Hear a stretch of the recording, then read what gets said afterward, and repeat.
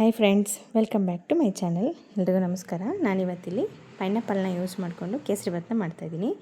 First ಒಂದು ಪ್ಯಾನ್ನ ಇಟ್ಕೊಂಡು ದ್ರಾಕ್ಷಿ ಗೋಡಂಬಿನ ಫ್ರೈ ಮಾಡ್ಕೊಳ್ಳೋಣ.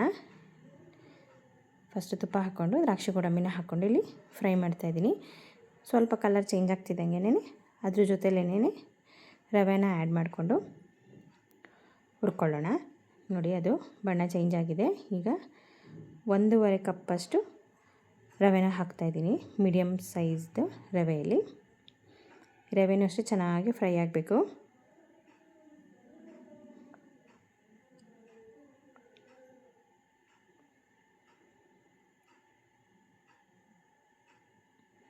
ಈಗ 1 ಕಪ್ಪಷ್ಟು ಆಯಿಲ್ನ ಆ್ಯಡ್ ಮಾಡ್ತಾಯಿದ್ದೀನಿ.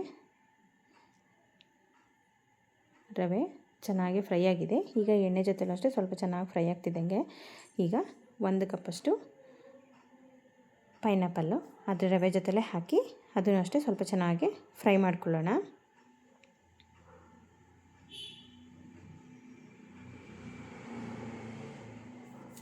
ನೋಡಿ, ಈಗ ಎಲ್ಲನೂ ಚೆನ್ನಾಗಿ ಫ್ರೈ ಆಗಿದೆ. ಈಗ ಇಲ್ಲಿ ನೀರನ್ನ ಕಾಯಕ್ಕಿಟ್ಟಿದ್ದೀನಿ.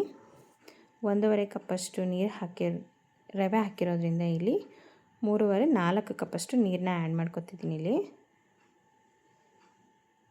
ಬಿಸಿ ನೀರನ್ನ ಆ್ಯಡ್ ಮಾಡ್ಕೋಬೇಕು. 4.5 ಕಪ್ಪಷ್ಟೇ ಹಾಕ್ಕೊಳ್ಳೋದು, ಆವಾಗ ಸಾಫ್ಟಾಗಿ ಚೆನ್ನಾಗಿರುತ್ತೆ. ಇಲ್ಲೀಗ ಸ್ವಲ್ಪ ಗಂಟಾಗ್ದಂಗೆ ಸ್ವಲ್ಪ ಕೈ ಆಡ್ಕೋಬೇಕು ರವೆ, ಇಲ್ಲಾಂದರೆ ಗಂಟಾಗ್ಬಿಡುತ್ತೆ. ಈಗ ನೋಡಿ, ನೀರಿನೆಲ್ಲ ಇದಾಗಿ ಫುಲ್ಲು ಮೆತ್ತಗಾಗಿದೆ ರವೆ. ಈಗ 1 ಕಪ್ಪಷ್ಟು ಶುಗರ್ನ ಆ್ಯಡ್ ಮಾಡಿದ್ದೀನಿ. ಸಮವಾಗಿ ಬೇಕು ಅನ್ನೋರು 1.5 ಕಪ್ಪಷ್ಟು ಬೇಕಾದ್ರೆ ಹಾಕ್ಕೋಬೋದು. 1.5 ಕಪ್ಪು ಪೈನಾಪಲ್ಲು ಸಿಹಿ ನೋಡಿಕೊಂಡು ಇಲ್ಲಿ ಶುಗರ್ನ ಆ್ಯಡ್ ಮಾಡ್ಕೋಬೇಕು.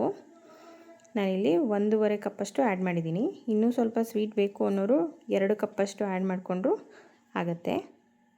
ಇಲ್ಲಿ ನೋಡಿ, ಅದು ಸಕ್ಕರೆ ಎಲ್ಲ ಮೆಲ್ಟಾಗಿ ಪೂರ್ತಿ ಮೆತ್ತಗಾಗೋವರೆಗೂ ಸ್ವಲ್ಪ ಕೈ ಆಡ್ಕೋಬೇಕು.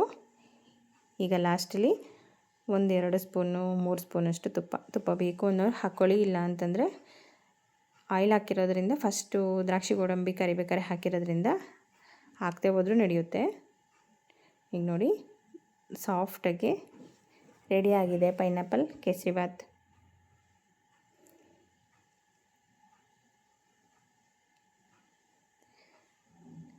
ಯಾರು ನನ್ನ ಚಾನಲ್ನ ಫಸ್ಟ್ ಟೈಮ್ ನೋಡ್ತಾ ಇದ್ದೀರೋ ಅವರೆಲ್ಲರೂ ಪ್ಲೀಸ್ ಸಬ್ಸ್ಕ್ರೈಬ್ ಆಗಿ, ಹಾಗೆ ಫ್ಯಾಮಿಲಿ ಫ್ರೆಂಡ್ಸ್ ಜೊತೆ ಶೇರ್ ಮಾಡಿ. Thank you. ತುಂಬಾ ಸಾಫ್ಟಾಗಿ ತುಂಬಾ ಟೇಸ್ಟಿಯಾಗಿರುತ್ತೆ. ಈಸಿಯಾಗೂ ಮಾಡ್ಕೋಬೋದು. ಎಲ್ಲರೂ ಒಂದ್ಸರಿ ಟ್ರೈ ಮಾಡಿ. Thank you friends.